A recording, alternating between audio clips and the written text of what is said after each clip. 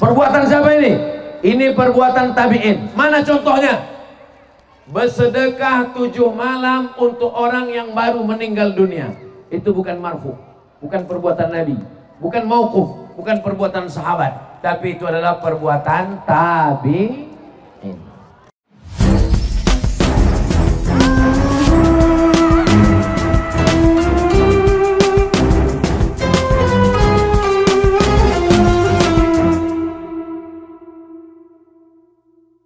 Kenapa hadis ada yang disandarkan kepada sahabat dan tabi'in? Kalau perbuatan itu dilakukan Nabi, namanya hadis marfu. Marfu, apa namanya? Marfu. Kalau disandarkan kepada sahabat, namanya hadis mauquf. Apa namanya? Mauquf. Kalau sampai kepada tabi'in, namanya maqtu. Apa namanya? Maqtu. Nabi, sahabat, tabi'in. Itu istilah ilmu hadis. Perbuatan siapa ini? Ini perbuatan tabi'in. Mana contohnya? Bersedekah 7 malam untuk orang yang baru meninggal dunia. Itu bukan marfu, bukan perbuatan Nabi, bukan mauquf, bukan perbuatan sahabat, tapi itu adalah perbuatan tabi'in. Malam nisfu Sya'ban, ramai-ramai ke masjid. Itu bukan perbuatan Nabi, bukan perbuatan sahabat Nabi, tapi itu perbuatan tabi'in. Apakah perbuatan tabi'in boleh kita ikut? Boleh, karena mereka kalangan salaf.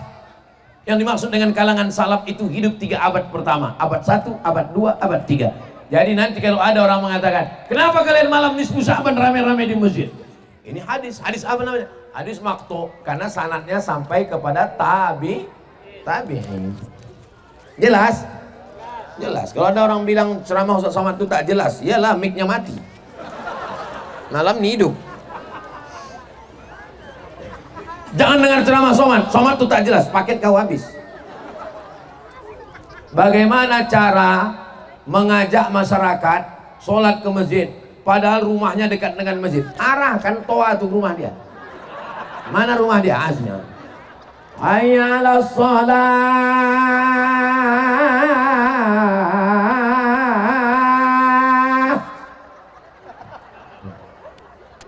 Buat nanti lomba azan. Lomba azan polisi dan tentara. Setuju? Karena kalau orang biasa yang azan tak mau orang itu datang.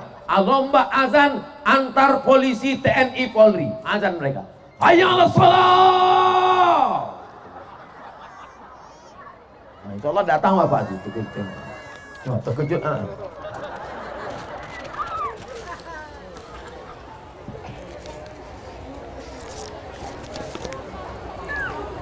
Air Joman 3 Februari 2024. Total impak terkumpul tadi yang akan dibelikan ke beras, dibagikan kepada fakir miskin yatim du'afa 5.714.000.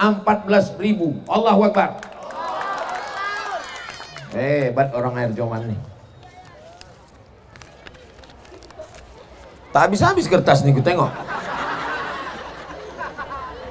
Bolehkah kita sebagai guru mengaji menerima upah jika sudah ditetapkan kesepakatan, sementara mengaji adalah amal? Mengajar mengaji dibayar oleh pemerintah sebagai penyuluh Kementerian Agama atau petugas dari yayasan atau masjid yang mengasih honor. Yang dibayar itu bukan mengajarnya, tapi yang dibayar itu adalah waktunya. Dia mengajar dari maghrib ke isya, besok pagi mengajar dari pagi jam 8 sampai jam 12. Yang dibayar itu bukan mengajarnya, tapi waktu dia. Sebetulnya waktu dia dari jam 8 sampai jam 12 itu dia bisa bertanam sawit, dia bisa tanam karet, dia bisa berniaga di pasar. Tapi waktunya itu dipakainya untuk mengajar. Waktunya itulah yang dibayar. Maka imam Masjidil Haram digaji oleh pemerintah Saudi Arabia. Dosen-dosen digaji mengajar. Maka begitu juga dengan guru mengaji. Guru fisika PNS, guru kimia PNS, guru matematika, PNS, guru mengaji, digaji 300.000 sebulan, dipotong 6 bulan sekali disunat massal. Siapa yang bisa memperjuangkan itu? Ustadz Somad dengan ceramah, tapi yang bisa memperjuangkan itu adalah anggota legislatif. Mudah-mudahan terpilih anggota legislatif yang bisa memperjuangkan guru mengaji, insyaallah. Amin.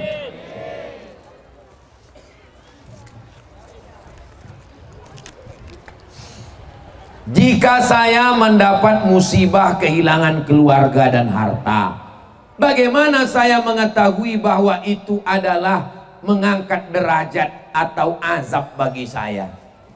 Misalnya sakit, kena musibah sakit. Dari mana kita tahu sakit ini azab atau sakit ini mengangkat derajat? Pergi kita ke dokter rumah sakit, habis itu nanya dokter, Pak dokter boleh saya tanya? Iya, sakit saya ini ngangkat derajat atau azab nih? Kata dokter, mana aku tahu, kata dia. Kalau kita sakit atau kena musibah atau kehilangan atau kematian atau bangkrut, ada 4 kemungkinan. Yang pertama, Allah menghapuskan dosa-dosa. Yang kedua, amal kita sebetulnya udah cukup untuk surga Jannatul Firdaus, sudah ditulis nama kita, Abdul Somad, tempatnya di surga Jannatul Firdaus. Tapi waktu ditengok amalnya kurang seon lagi, maka dikasihkan dia ujian untuk mencukupkan amalnya. Yang ketiga, ada ibadah yang tidak keluar darah. Ibadah keluar darah namanya jihad. Ada ibadah yang tak keluar duit. Ibadah keluar duit namanya infak, wakaf, zakat, sedekah. Tapi ibadah ini tak keluar duit, tak keluar darah, namanya ibadahnya sabar. Betul, sabar menerima sakit. Yang keempat, ridho. Nanti di surga itu Allah bertanya kepada penghuni surga, hai penghuni surga, apakah kalian sudah dapat semua nikmat? Kata penghuni surga, kami sudah dapat ya Allah, tapi ada satu yang kami belum dapat. Apa dia? Kami belum dapat ridhomu. Kata Allah, yang dapat ridhoku cuma satu, orang yang ridho menerima takdirku. Itulah mengapa kita berdoa, Allahumma inna nas'aluka ridhoka, minta ridho. Mudah-mudahan kita mendapatkan ridho Allah. Semua mengatakan amin. Ada satu ibu-ibu yang diam aja, tak bilang amin. Kalau ditanya, ibu kenapa nggak amin kan? Saya udah dapat ridho Pak Ustaz. Rupanya nama lakinya Pak Ridho. Jadi kalau kita sakit, kita bangkrut, kita kehilangan, kita husnuzon pada Allah, boleh jadi 4 kemungkinan. Dosa kita diampunkan, kita kurang amal untuk naik surga paling tinggi, kita mau dapat pahala sabar, dan kita mau dapat ridho. Jangan suuzon pada Allah SWT. Jangan udah kita sakit, kita kehilangan, kita suuzon sama Allah. Jangan-jangan aku ini terkutuk, jangan-jangan aku ini terlaknat. Selalu husnuzon kepada Allah Subhanahu wa ta'ala. Saya ingin bertanya, bagaimana cara menasehati orang tua kami yang takut dibilang anak Gimana ceritanya? Bagaimana cara kita menasehati orang tua tapi kami takut dibilang anak durhaka? Misalnya orang tuanya belum pakai jilbab, jangan kalian pulang dari sini panggil ya ayyuhalladzina kafaru. Nah, itu anak durhaka tuh kalian. Caranya bagaimana? Pulang dari pengajian ini, pergilah kalian ke pasar Air Joman, belikan sate, belikan mie ayam, belikan kain sarung, belikan jilbab. Nah, pulang ke rumah kasih, mak, ada yang mau kubelikan nih mak, kasih. Kenyangkan dulu perutnya, karena kalau lapar kasih nasihat ngamuk dia. Kenyang dulu, udah kenyang dia. Mak, cantik jilbab ini kan mak? Cantik, kata dia. Pasang ya mak? Oh pasangkan aku tak telah aku lagi.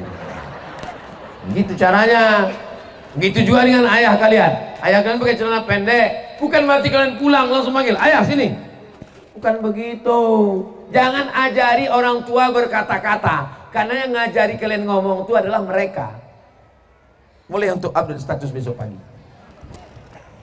Kalian belikan dia makanan, apa kesukaannya, kalian belikan. Habis itu kalian bilang, ya aku tadi baru dari rumah sakit. Apa yang kau tengok?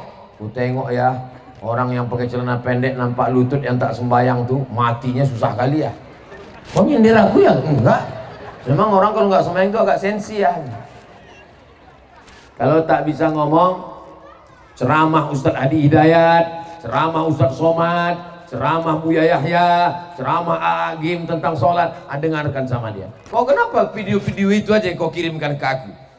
Ya video apa lagi mau kirim untuk ayah? Bilang, pandai-pandai lah, mudah-mudahan. Tapi jangan lupa, yang paling hebat diantara semuanya, ad-doa silahul mu'min. Doa senjatanya orang beriman. Maka malam sholat sunat hajat, usolli sunnatal hajat, mudah-mudahan makku bertudung, ayahku pakai jilbab.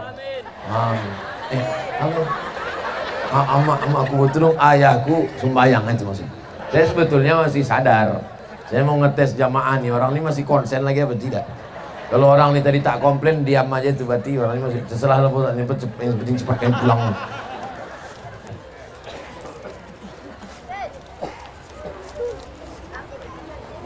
Ustadz, apa hukum menikahi kembar siam? Bukankah menikahi dua saudara kandung itu haram, Pak Ustadz? Kembar siam yang lengket misalnya lengannya, nauzubillah. Yang dinikahi itu dua-dua atau satu? Satu itu dinikahi. Bukan berarti dua-duanya kau garap. Yang dinikahi itu satu. Yang mana mau kau? Ditanya. Kau ini dua nih lengket, nauzubillah. Yang mau kemana? Mau. Ini sebetulnya pertanyaannya mau ngetes saya aja, tahu ya saya. Lengket misalnya kepala, nauzubillah. Nauzubillah. Kalau di operasi bisa. Tapi kalau tidak, nikahi mana? Itu nikahi satu-satu, bukan sepaket. Kau pikir ini itu 2 in 1. Itu yang nikahi itu satu, kakaknya atau adiknya. Satu, itu maksudnya. Kalau payah kau membedakannya, dikasih spidol. Yang aku nikahnya ini gini. Nah. Yang itu tidak, yang ini aja. Paham, jelas?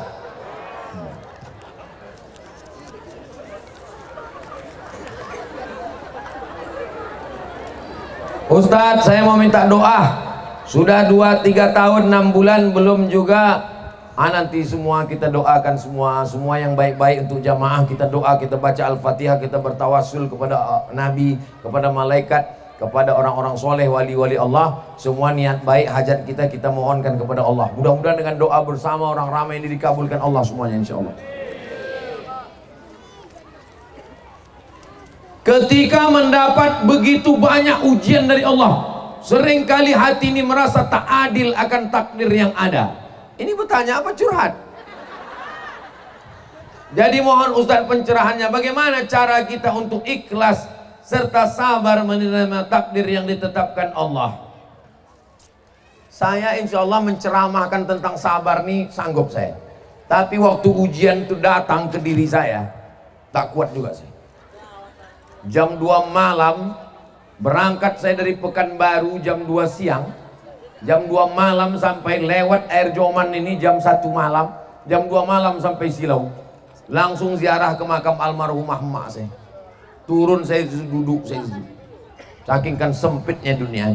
Jadi kalau ada orang bercerita tentang sempitnya hidup, saya pernah merasakan itu. Kalau tak bisa lagi mengadu kepada makhluk hidup, maka mengadulah kepada tanah. Berbisiklah ke tanah, malaikat-malaikat di langit akan mendengar bisikanmu. Ambil air wudhu, sholat sunat, Allahu Akbar, habis. Allahu Akbar kabira, walhamdulillahi katsira. Cerita sama orang udah tak mempan lagi. Apapun cakap orang sudah tak masuk ke telinga kita lagi. Satu-satunya cara tinggal dinginkan dengan air wudhu, bangun tengah malam, sholat sunat, rasakan nikmatnya. Wajjahtu wajhiya lilladzi fataras samawati wal arda hanifan. Allah mau sujud kita lebih lama. Selama ini sujud kita macam stempel pos. Kalau ujian kita berat, sujud kita lebih lama. Subhana rabbiyal a'la wa bihamdi, subhana rabbiyal a'la wa bihamdi, subhana rabbiyal a'la wa bihamdi. Tak ada jalan lain.